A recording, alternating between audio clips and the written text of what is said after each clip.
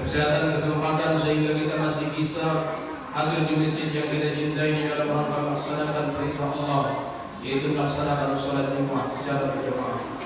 Saudaraku yang dimuliakan Allah Subhanahu wa taala, kiranya di hari yang penuh bahagia ini jadilah kita menjadi hamba Allah yang terpilih di antara orang-orang yang dipilih.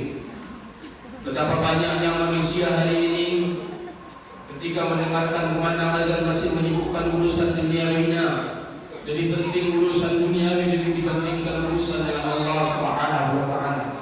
Maka kita menjadi hamba Allah yang dipilih. Allah berikan kesehatan, kesempatan, Allah berikan hidayah, petunjuk, dan Allah jaga iman dalam hati kita, sehingga ketika masuk waktunya untuk berhadapan dengan Allah, kita tinggalkan seluruh urusan duniawi kita, karena kita menganggap urusan duniawi kecil dibandingkan urusan dengan Allah Subhanahu wa taala.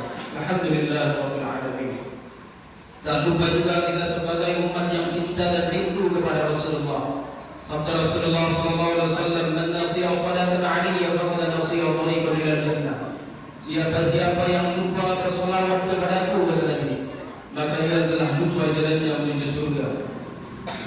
Salah satu bukti takwa dan beriman kita kepada Allah Subhanahu wa taala, memperbanyak salawat kepada Rasulullah sallallahu alaihi wasallam, karena Allah telah memerintahkan orang-orang yang beriman bersalawat kepada Rasulullah. Inna Allaha wa malaikatahu yusalluna 'alan nabi ya ayyuhalladzina amanu sallu 'alaihi wa sallimu taslima. Maka adalah orang-orang yang memperbanyak lisannya mengucapkan salawat kepada Rasulullah, termasuk ciri-ciri orang yang beriman kepada Allah Subhanahu wa taala.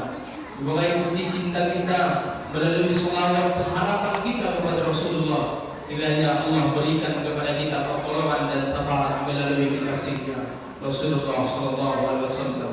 Allahumma shalli wa sallim wa barik alaihi. Saudaraku yang dimuliakan Allah Subhanahu wa taala, kami selaku khatib tak bosan-bosannya memperbaiki kualitas ketakwaan kami, mengajak keluarga dan kita pada umumnya untuk selalu memperbaiki kualitas ketaatan kita kepada Allah Subhanahu wa taala. Sama-sama kita ketahui bahwasanya takwa berusaha kita meninggalkan seluruh apa yang Allah larang dan berusaha kita melaksanakan seluruh apa yang diperintahkan Allah dan Rasulnya. Dalam arti kata menghadirkan Allah dalam setiap aktivitas urusan dunia kita. Kita tahu bahwasanya Allah selalu hadir, sehingga kita dalam aktivitas urusan duniawi kita, pekerjaan kita, dan amanah-amanah yang Allah berikan, baik amanah yang diberikan juga manusia, kita berhati-hati hidup di atas dunia Allah ini, karena Allah selalu memberikan kawasan kepada kita.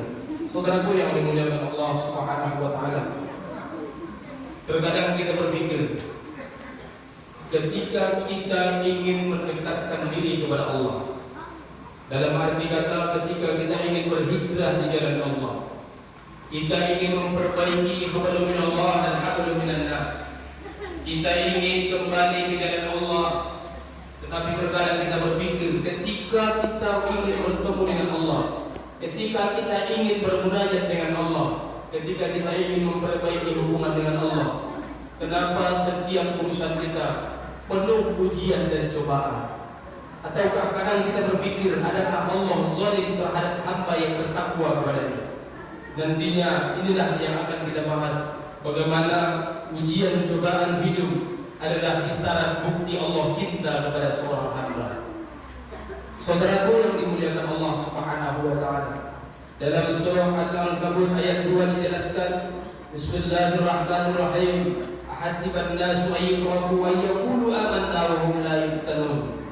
Adakah manusia menyangka tidak kami berikan ujian kepadanya, kata Allah.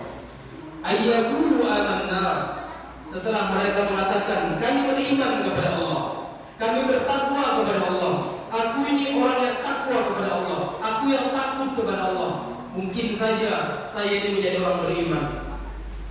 Artinya ayyaqulu amanna, ketika mereka mengatakan kami beriman kepada Allah, wa hum la yuftanun, padahal kami belum memberikan ujian kepadanya.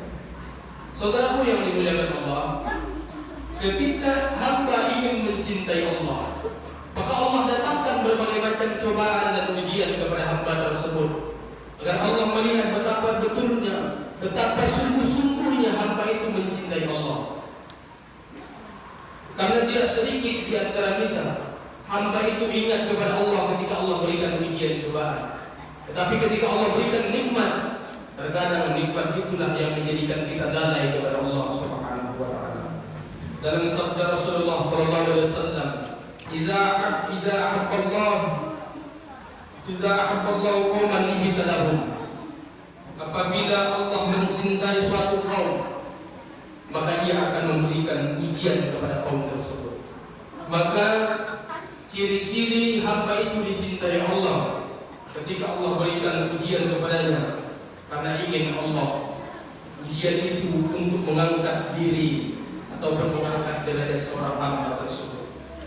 Saudaraku yang dimuliakan Allah Subhanahu wa taala, dalam sabda Rasulullah sallallahu alaihi wasallam, "Innar rajula la takunu lahu 'inda Allahi al-manzilata fama yablughuha bi'amalin fala yazalu Allah yubtali bima yakrahu hatta yuballighahu iyyahu."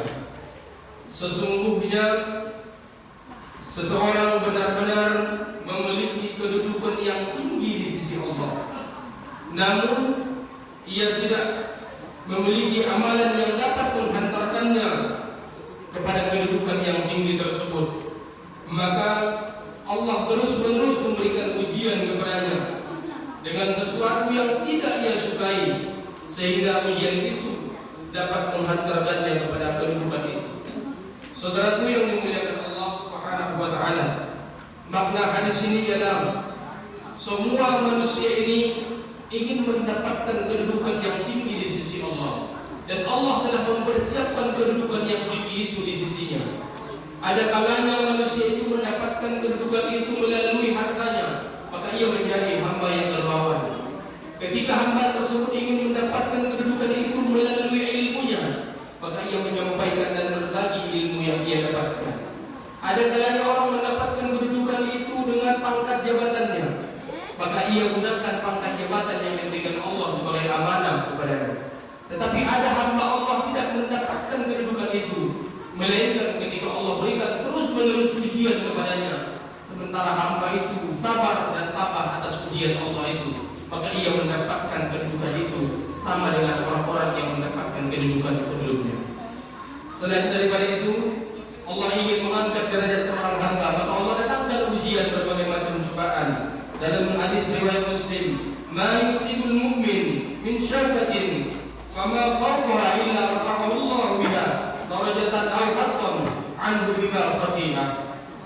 Tiada suatu musibah yang menimpa seorang mukmin seperti tertusuk duri atau yang lebih kecil daripadanya, melainkan ditetapkan untuknya kenaikan satu derajat dan dihapuskan darinya suatu kesalahan.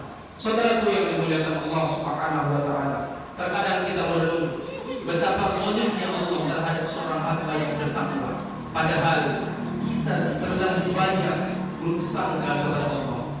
Ketika hamba ingin mencintai Allah, ketika hamba ingin berhijrah di jalan Allah, maka Allah berikan ujian baik melalui dirinya, keluarganya, hartanya, bahkan keturunannya.